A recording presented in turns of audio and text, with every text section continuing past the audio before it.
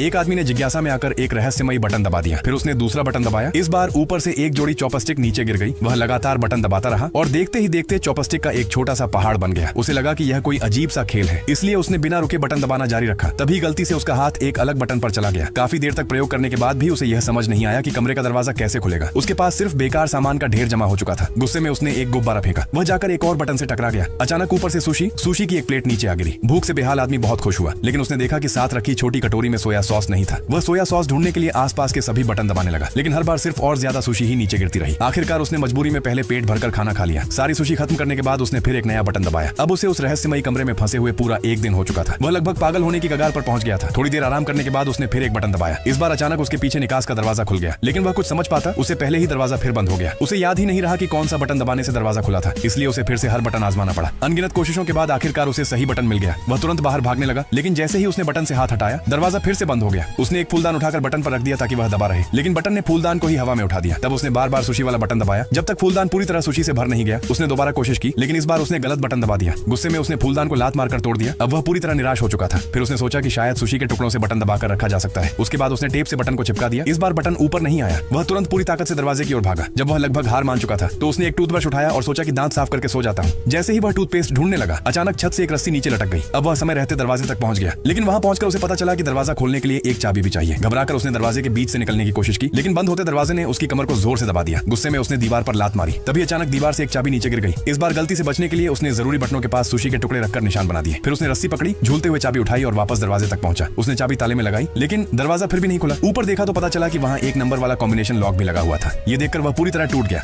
गुस्से में उसने कमरे का सामान इधर उधर फेंकना शुरू कर दिया। तभी उसकी नजर एक मैनिक्विन के सिर पर लिखे 3 अंकों पर पड़ी। उसे समझ आ गया कि यही पासकोड है। उसने तुरंत वही नंबर लॉक में डाले। इस बार आखिरकार दरवाजा खुल गया, लेकिन दरवाजे के पीछे कोई आजादी नहीं थी। वहां सिर्फ एक बहुत ही छोटा और तंग कमरा था। ये देखकर वह पूरी तरह निराश हो गया। एक पल के लिए तो उसे वही पुराना कमरा याद आने लगा, जहां कम से कम उसके पास जीने के लिए जरूरी हर चीज तो मौजूद थी।